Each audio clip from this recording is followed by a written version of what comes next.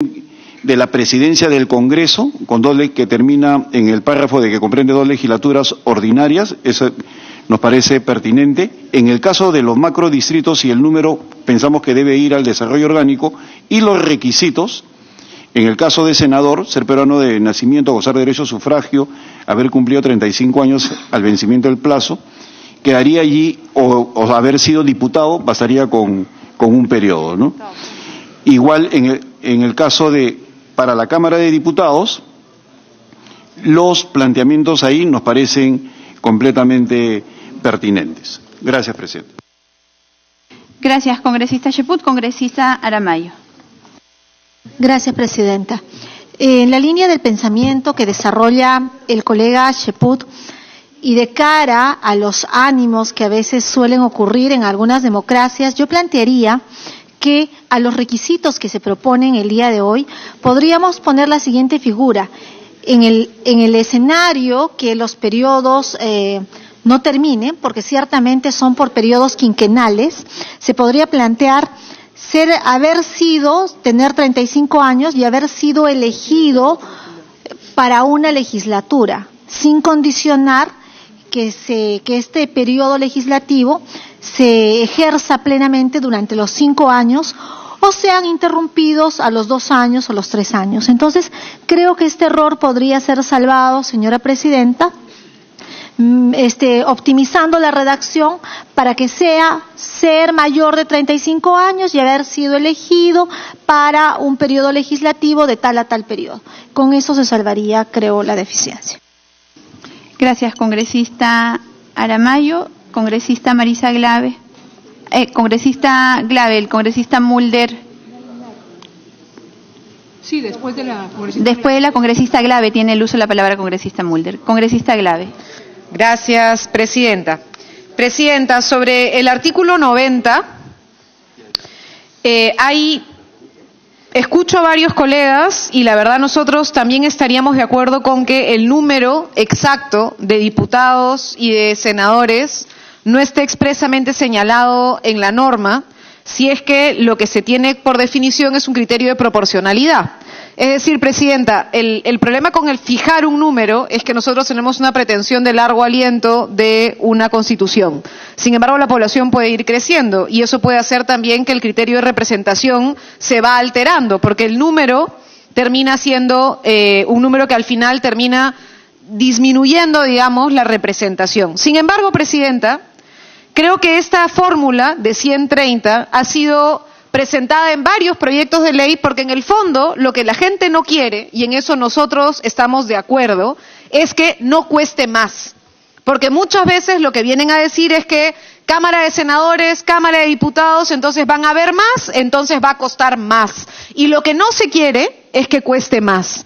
Entonces lo que se podría colocar, presidenta, es dentro del artículo 190 un párrafo siguiente que diga: la proporción del gasto del Parlamento no varía por el cambio en el número de representantes, de manera que lo que hay que hacer es redistribuir el gasto del Parlamento. Como lo han dicho varios colegas que estuvieron en el Parlamento antes, el problema de fondo, presidenta, es que incluso se dijo que se iba a cerrar la Cámara de Senadores para disminuir el gasto, pero al final terminó costando lo mismo o más. Entonces el punto, presidente, es poner una norma candado que diga sí, pues, no va a aumentar el gasto. Y de esa manera, lo que hoy se gasta en este Parlamento puede servir para mejorar la representación. Y sí se puede, presidenta. Si hay voluntad, se puede. Segunda cosa, presidenta. La propuesta del Ejecutivo, que es la que usted además está colocando aquí en la pizarra, incluía un punto que es que los congresistas son elegidos por un periodo de 5 años. Y luego dice: la lista de candidatos debe incluir de manera alternada un 50% de mujeres y un 50% de hombres. Su elección será simultánea a la elección presidencial. Es decir, la propuesta incluía paridad y alternancia. La propuesta de paridad y alternancia está dentro de la reforma electoral por varias organizaciones, la nuestra también la ha planteado, y no entendemos por qué en este dictamen que ha venido se ha retirado la paridad y la alternancia, presidenta. Para el Nuevo Perú es fundamental que la propuesta de paridad y alternancia también sea incluida y podamos, presidente, en todo caso, ir al voto para ver quiénes están de acuerdo o quiénes no están de acuerdo. Gracias, congresista Marisa Glave. Para conocimiento del Pleno de la Comisión, son 11 proyectos de ley que hay, 5 proponen, como usted dice, que sea 100 y 30, pero son más los que proponen un número mayor. O sea que no es verdad que hayan más proyectos en el sentido de coincidencia con lo propuesto por el Ejecutivo, sino que al contrario, son muchos más proyectos los que proponen un número más alto. Congresista Mauricio Mulder. Presidenta, creo que el tema relativo a los actuales congresistas y al costo que esto representa debe ir con esa acepción, en el sentido de que no debe costar el nuevo Parlamento un sol más de lo que cuesta el actual, tiene que ir en una disposición transitoria, porque solamente se aplica una vez, y no hay problema para eso de parte nuestra.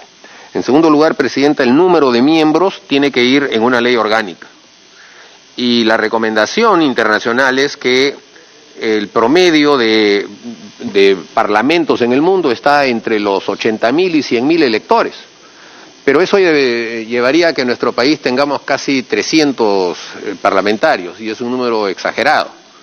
La idea es que esté más o menos en 150.000 por parlamentario, que eso supone aproximadamente unos 180 en total, 120 diputados y 60 senadores. Pero eso, creo, Presidenta, hay que trasladarlo a una discusión posterior en una ley orgánica, porque ahí se tienen que analizar los mecanismos de elección para saber a quién representa cada diputado y cada senador. En función de eso es justamente la representación. Si los diputados, como se está proponiendo, van a representar a las regiones, ahí va a haber una proporcionalidad. Y para poder darle a cada región más diputados de los que ahora tiene como congresistas, se necesita hacer un cálculo de cuántos van a representar. Y probablemente los senadores tengan que representar a menos número de personas, porque la tendencia sería de que puedan ser elegidos en distrito nacional único. Y entonces, en ese sentido, Presidenta, me parece que discutir este tema acá sería excesivo. Lo mismo el tema de la composición en paridad de las listas que se van a presentar, o el hecho de que haya voto preferencial o no haya voto preferencial. Todo eso, Presidenta, ley orgánica. Aquí lo único que hay que establecer es simplemente que hay 2 cámaras y cuáles son las atribuciones de cada una de las cámaras. Y creo que el requisito solamente debe ser el de 35 años para senador y 25 años para diputado, como siempre ha sido. Punto. Establecer otro tipo de requisitos nos va a llevar a un camino sin fin de ir aumentándole los requisitos. Mucha gente, por ejemplo, considera de que para entrar al Parlamento se necesita requisitos académicos, títulos universitarios, premios Nobel que uno haya ganado, que en el Perú son bastantes los que ganan premios Nobel. Entonces, con ese tipo de contingencias, obviamente se va a poder tener un Parlamento de alta calidad. Ahora, si la gente vaya a votar por un peruano que tenga un premio Nobel, no estoy tan seguro, pero no sucede demasiado, pero así es, pues. Creo que no. La única restricción que puede tener un ciudadano está simplemente relativa al tema de la edad, por el propio hecho de buscarse personas que tengan la suficiente capacidad, digamos, de trabajarse a sí mismo. En otros países las tendencias están yendo a que puedan ser elegidos y diputados, sobre todo diputados, senadores no tanto, personas que ya tengan simplemente la ciudadanía a los 18 años. Hay tendencias en las que se está registrando ese tipo de debates, pero si nos vamos a meter nosotros a este debate aquí ahora, eso, Presidenta, sale de nuestras posibilidades. Hay un tema que puede ser polémico, yo simplemente lo comparo con la Constitución del 79. Yo entiendo que algunos parlamentarios tienen una posición refractaria a lo que estamos discutiendo porque son proclives y consideran que la Constitución del 93 es muy importante, pero algunos consideramos que la Constitución del 79 era mucho mejor. Y la Constitución del 79 tenía un precepto que era bien interesante. Hacía que los dirigentes políticos, los jefes de sus partidos políticos, pudieran ser no solamente protagonistas en las campañas electorales como candidatos a la presidencia de la República, sino que además, al poder postular al Senado, se les incorporaba a la vida cotidiana y permanente del país, es que no eran elegidos. Ese creo que es uno de los grandes problemas que tiene nuestro país en la actualidad, porque los parlamentarios son dirigentes políticos que representan a los ciudadanos, pero la mayoría de los dirigentes de los partidos políticos que están representados acá, y sobre todo sus principales dirigentes o candidatos, no son miembros del Congreso, entonces no tienen vida política cotidiana, no emiten opinión, no participan en los debates, etcétera. Se ponen como una especie de limbo, ¿no?, a la espera de que pasen los años y después volver a ser candidato. Esta separación radical de este tema, Presidenta, lo que ha llevado es a que haya una disociación entre la conducción política de una organización y sus parlamentarios. Y yo creo que hay que eliminar esa prohibición. Al contrario, hay que establecerla como una opción. Me pide una interrupción el congresista Cheput, Presidenta. Congresista Cheput y luego congresista Violeta. Le piden interrupción, congresista Mulder. Muchas gracias, si usted lo permite, Presidenta, muchas Cheput. gracias, congresista Mulder. Quisiera complementar lo señalado por el congresista Mauricio Mulder, aún más. Ese dispositivo que tanto daño hace a la vida política, que el candidato a la presidencia no pueda ser el líder de la bancada desde el momento que se integra a la lista parlamentaria, nace como consecuencia de una ley personal, con un nombre propio. Entonces yo creo que este es un momento como para poder revisar ese tipo de articulado que tanto daño ha hecho a la vida política nacional. Muchas gracias, Mauricio. Así es, tenía un nombre propio. Congresista Mulder, el congresista Violeta le había pedido una segunda interrupción. Perdón. Congresista Violeta. Gracias, Presidenta. Gracias, congresista Mulder. Presidenta, recordar que sobre este tema el congresista Guido Lombardi presentó una iniciativa de reforma constitucional. Lamentablemente no ha prosperado su debate, sin embargo, dado que se está tocando ahora este tema, me parece importante traerlo a colación, precisamente en el sentido señalado por el congresista Mulder. Es decir, nosotros partimos de la idea de que tenemos un problema en nuestro sistema parlamentario que no termina siendo ni presidencialista puro ni termina siendo parlamentario. Pero precisamente uno de los mecanismos que se discute para poder fortalecer el sistema parlamentario es poner dentro del Parlamento a los jefes partidarios o a los jefes de las respectivas organizaciones políticas, a los líderes partidarios. Por lo tanto, esa podría ser una posibilidad. Lo que tendría que discutirse es si tiene que ser mandatorio, es decir, si es que tiene que ser obligatorio que quienes lideran las organizaciones políticas tengan necesariamente que liderar las listas parlamentarias, o más bien dejarlo como una posibilidad opcional, como una situación opcional, ¿no es cierto? Aquellas organizaciones que quieran llevar a sus líderes partidarios encabezando las listas de senadores, bienvenidos sean. Y solamente aprovecho, como tengo que ir a la Comisión de Justicia, para señalar, Presidenta, yo coincido, a propósito del comentario hecho por el congresista Torres, en que el esfuerzo que estamos haciendo de eliminar algunos elementos reglamentaristas de este texto no van en el sentido de declinar posiciones, sino van en el sentido de facilitar que este debate pueda concluir con consenso rápidamente. Gracias, Presidenta. Gracias, congresista Mulder. Congresista Mulder. Presidenta, creo que en ese sentido estamos avanzando a efectos de darle un contenido cualitativo a este tema, porque sin duda alguna habrá necesidad de que los parlamentarios después en los medios de comunicación defiendan estos puntos de vista, porque merece ser explicado de una manera adecuada ante la población, que va a ser reacia seguramente con algunos medios de comunicación o lo que fuera a que el número de parlamentarios aumente, pero en realidad esto lleva a que haya mayor proximidad entre el representante y el representado, que es lo que se ha venido reclamando. Un Congreso, Presidenta, de 120 como era este y 130 después parlamentarios, en un país que tiene ya más de 30 millones de habitantes, es el Congreso más pequeño con relación a su sociedad del mundo. Y por eso es que gran parte de la población nos ve como un cenáculo, nos ve como un grupo de privilegiados que están demasiado alto y por lo tanto se sienten disociados y no se sienten representados.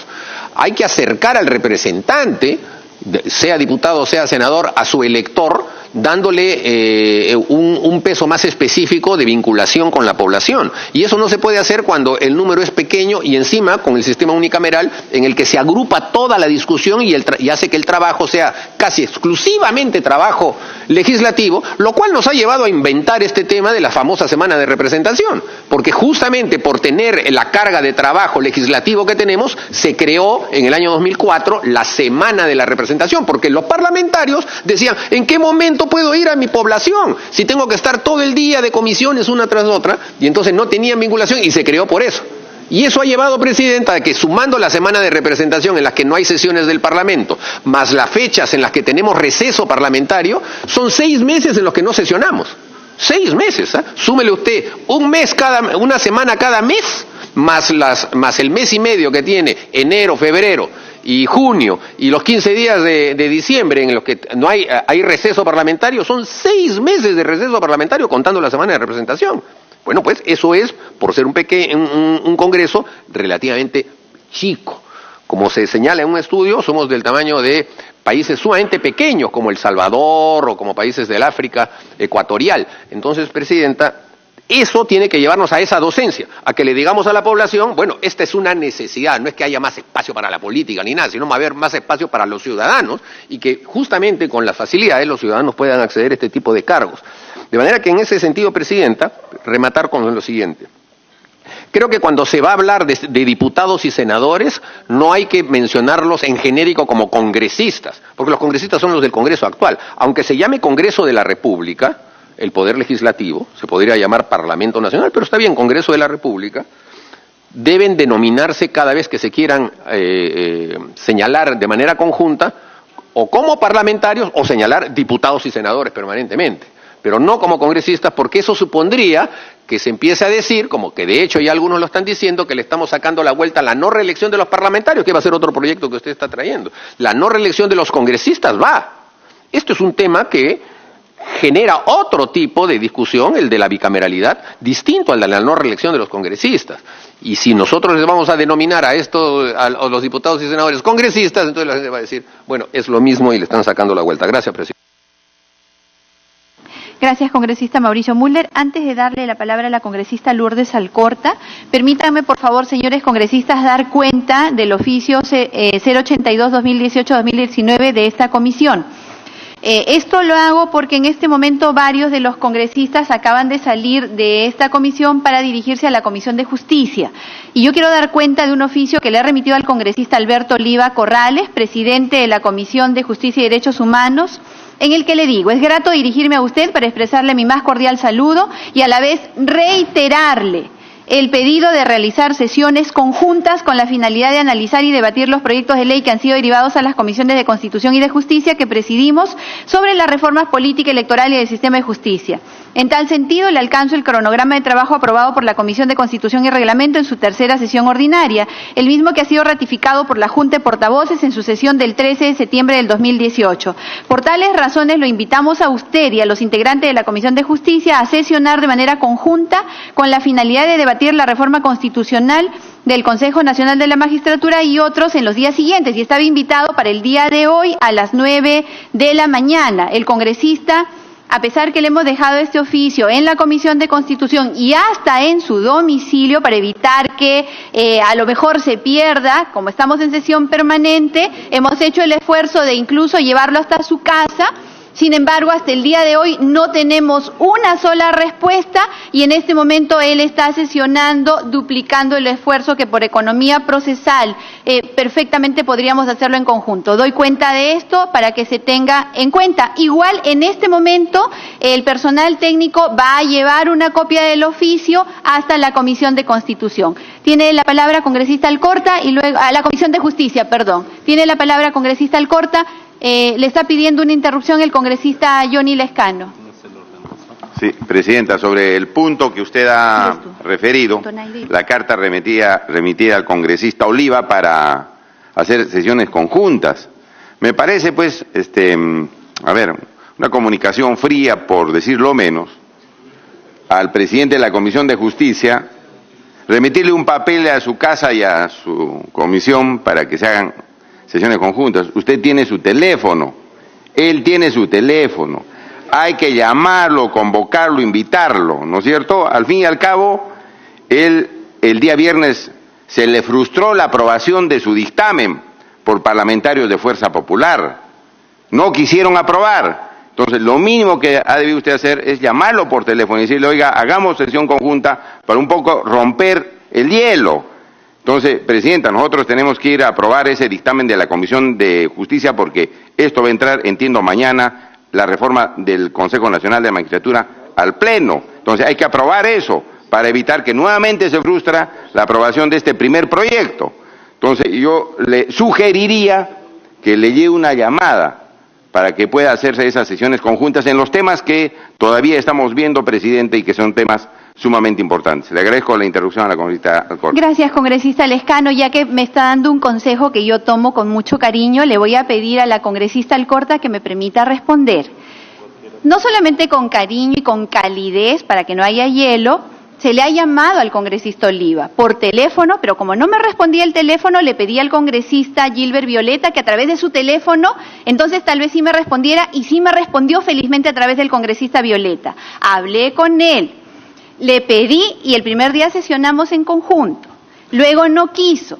Insistí personalmente, tengo de testigos al analista político Jaime de Altaos y decanos de universidades de prestigio, que delante de ellos le pedí al congresista Oliva, por favor, sesionemos juntos. Pero no quiere, con calidez, con cariño, con oficio, en su casa y de cualquier forma no ha querido. Pero ahora, tomando su consejo con mucho más cariño y a través de los medios y a través del personal que está yendo en este momento, le vamos a reiterar el pedido. Le agradezco el consejo, congresista Johnny Lescano. Congresista Alcorta tiene la palabra.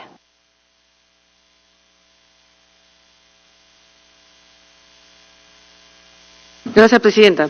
Yo tengo alguna inquietud, porque la propuesta que la que hizo mención el congresista Gilbert Violeta sobre la propuesta de Guido Lombardi se desestimó de arranque, porque se imagina si todos los candidatos a la presidencia o los líderes del partido, deben ser como 20 los que se presentan, si no ingresan al partido, van a entrar todos al Congreso de frente, solamente porque lideran el partido político o porque han liderado la campaña. Sería pues un reverendo desorden. No sé ni cuántos candidatos hay a Lima, pero la propuesta fue muy rápidamente desestimada, porque tendríamos el día de hoy a todos los candidatos a la presidencia, que eran como 25, que muchos de ellos ni siquiera pasaron la valla ni llegaron al porcentaje, los tendríamos hoy entonces en el Congreso al mérito únicamente de ser la cabeza de una lista.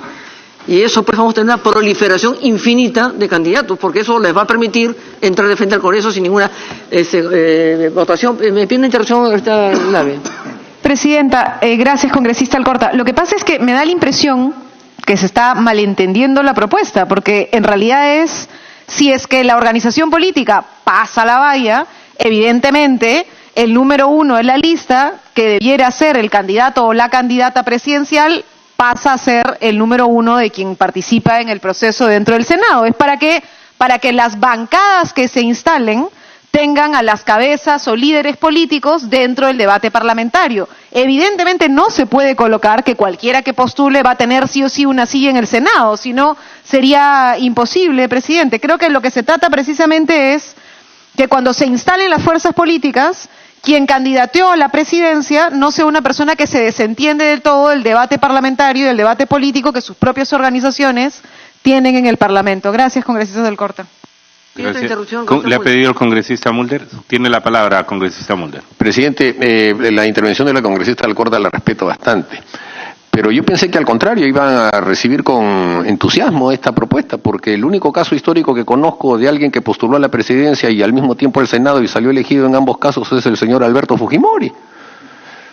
O sea, y tuvo la oportunidad de ser senador y tuvo que dejar el escaño, obviamente, para que se lo sucediera el que lo reemplazaba. Así que ya esto se ha puesto en práctica antes, presidente, y no ha generado ningún problema en su ejecución. Gracias. Puede continuar, congresista. Es como el caso de los vitalicios, que los vitalicios podían entrar al Congreso después de ejercer la presidencia. Pero todo eso se ha descartado, pues, porque el país, el mundo se va modernizando, la democracia se va actualizando también, entonces la vida también va cambiando y las leyes también. Por lo tanto, creo que habría que especificarlo bien, será parte del debate inclusive del pleno. Pero recojo la inquietud de la congresista Marisa Lada diciendo que después la bancada queda a libre albedrío. Puede ser. Pero las organizaciones que están bien organizadas y funcionando bien, no creo que les pase eso. Pero lo que sí preocupa es que va a haber una proliferación enorme de candidatos a la presidencia que al no salir elegidos van a entrar al Congreso de frente. ¿Por qué? Porque fueron candidatos. Eso va a ser un elemento, una herramienta así sine qua non, que ni nos quepa duda. Patricia Donaire tiene la palabra. Congresista Marisol Espinosa también está fuera. La congresista Cuadros también ha salido. El congresista del uso de la palabra, congresista. Gracias, presidente.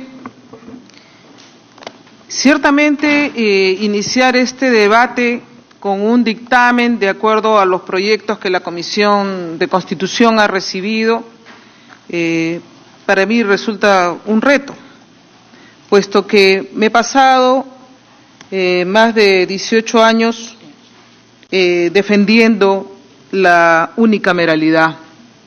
Conversábamos con unos senadores que nos han venido a visitar de Chile la semana pasada, con el presidente de la Comisión de Relaciones Exteriores, y nos decían que están presentando su proyecto para volver a la unicameralidad, porque veían el retraso que existe en la promulgación de sus normas. Y esa fue la idea, casualmente, frente a un país en los 90, que nos debatíamos en una terrible convulsión por el problema del terrorismo, donde no había presencia de Estado, donde no había ningún tipo de asistencia ni seguridad para los millones de peruanos por la horda terrorista, pero también por la hiperinflación.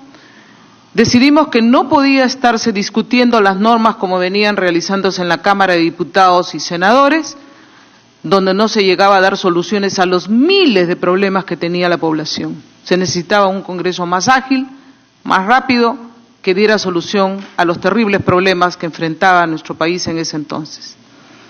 Pero entiendo que la Constitución, como lo dije antes, no está escrita sobre piedra, que la coyuntura política cambia y que de repente, ahora que no tenemos convulsión terrorista, gracias a Dios, por el proceso de pacificación, que estamos mejor en el sistema económico, por un crecimiento pequeño ahora, pero sostenido, en el que la hiperinflación se ha controlado, porque hemos aprendido a no gastar más de lo que ingresa, gracias a la Constitución del 93, y a la política económica y al manejo de las cifras macrofiscales.